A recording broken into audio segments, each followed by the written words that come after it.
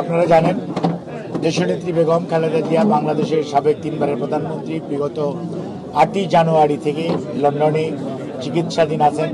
London ক্লিনিকের যারা বিশেষজ্ঞ চিকিৎসক এবং কিংস কলেজের বিশেষজ্ঞ চিকিৎসকরা যৌথভাবে এবং আমেরিকা থেকেও আমাদের বেশ কয়েকজন চিকিৎসক বন্ধু আছেন যারা ওনার চিকিৎসার কাজে গত 4 বছর যাবৎ সরাসরি সম্পৃক্ত।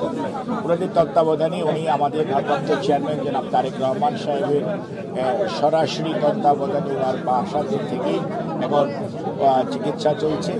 ওখানে ওনার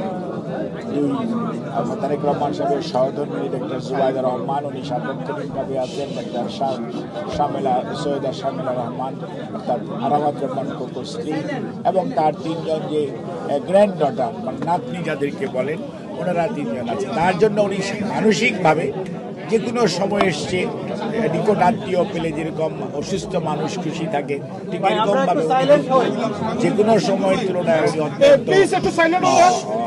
মানসিকভাবে সুস্থ আছেন। শারীরিকভাবেও প্রফেসর প্যাট্রিক কেনেডি এবং জেনিফার ক্রস এবং ডক্টর বেরেট, ওনার রিউমাটোলজিস্ট, ওনারা সার্বক্ষণিকভাবেই ওনার প্রতিদীর্ঘ, এবং আমি যখন এখানে মঞ্চে বসাছিলাম তখনও প্যাট্রিক কেনেডি আমার সাথে টেলিফোনে কথা বলছিলেন ওনার খবর নেওয়ার জন্য।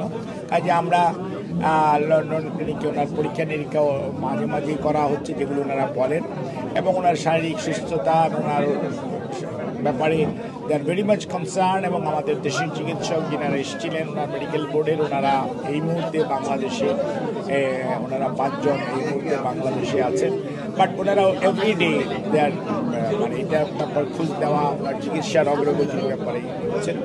কিন্তু একটা জিনিস মনে রাখতে হবে যে ওনার চিকিৎসার ব্যাপারে সারা দেশের মানুষ কনসার্ন, মানুষ দোয়া করে ওনার সুস্থতার জন্য। আপনারাও দোয়া করেন এবং আপনাদের মাধ্যমে উনি সবার কাছে ওনার যে আগ্রহ, যে ওনার স্বাস্থ্যের খবর নেওয়ার মানুষের যে আগ্রহ, সে ব্যাপারে উনি সবাইকে কৃতজ্ঞতা জানিয়েছেন। এবং আমাদের লোকাল যুক্তরাজ্য বিএনপির সভাপতি জনাব এম এ মালেক এবং জনাব কৈসর আহমেদ চৌধুরী, ওনারা সবসময়, এবং আরও অন্যান্য বেশ কয়েকজন নেতৃবৃন্দ আছেন, সবাই সার্বক্ষণিকভাবে চিকিৎসকদের জন্য এবং ম্যাডামের চিকিৎসার ব্যাপারে ভারপ্রাপ্ত চেয়ারম্যানকে সবসময় সহযোগিতা করেন।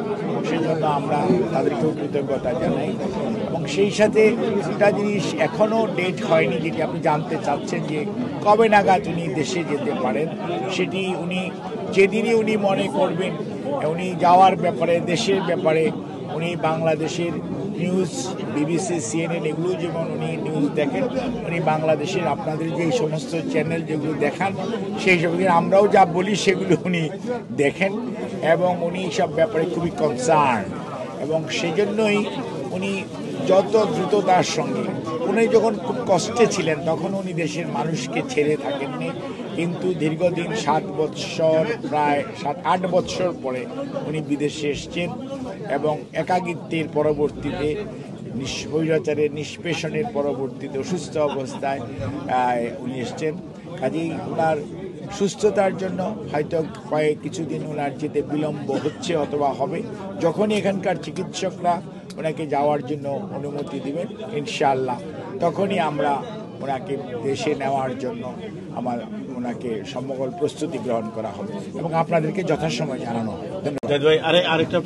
আরেকটা সাবজেক্ট, বিএনপির চেয়ারম্যান তারেক রহমানের পক্ষ থেকে ব্যারিস্টার জাইমা রহমান আমেরিকাতে এই জিনিসটাকে, ব্যারিস্টার জাইমা রহমানের যে যাওয়া প্রতিনিধি দলের সাথে, এই জিনিসটাকে আপনারা দল হিসাবে কিভাবে দেখছেন?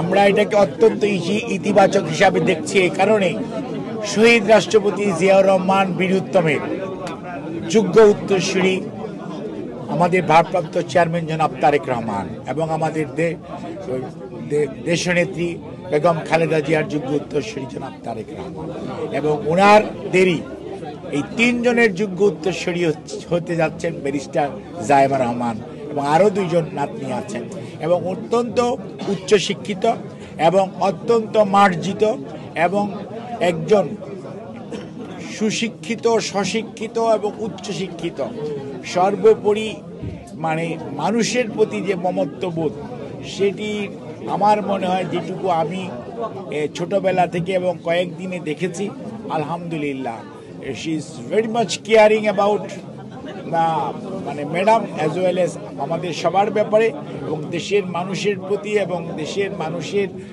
কষ্টের প্রতি ওনার যে আগ্রহ এবং কষ্ট লাঘব করার জন্য যে প্রচেষ্টা এবং এটার যে সত্যিকার অর্থে ওনাকে ওখানে আজকে যে উনি ব্রেকফাস্টে আমাদের ভারপ্রাপ্ত চেয়ারম্যানের প্রতিনিধি হিসাবে অংশগ্রহণ করছেন, আমার মনে হয় শুধু আমি নয়, সারা বাংলাদেশের জাতীয়তা পরিবারবাদী পরিবার এবং নতুন প্রজন্ম এটাকে অত্যন্ত ইতিবাচক হিসাবে গ্রহণ করছে এবং ভবিষ্যতে বলে দিবে ইনশাআল্লাহ জায়েমা রহমান আগামীতে কত দূর যাবেন। ধন্যবাদ।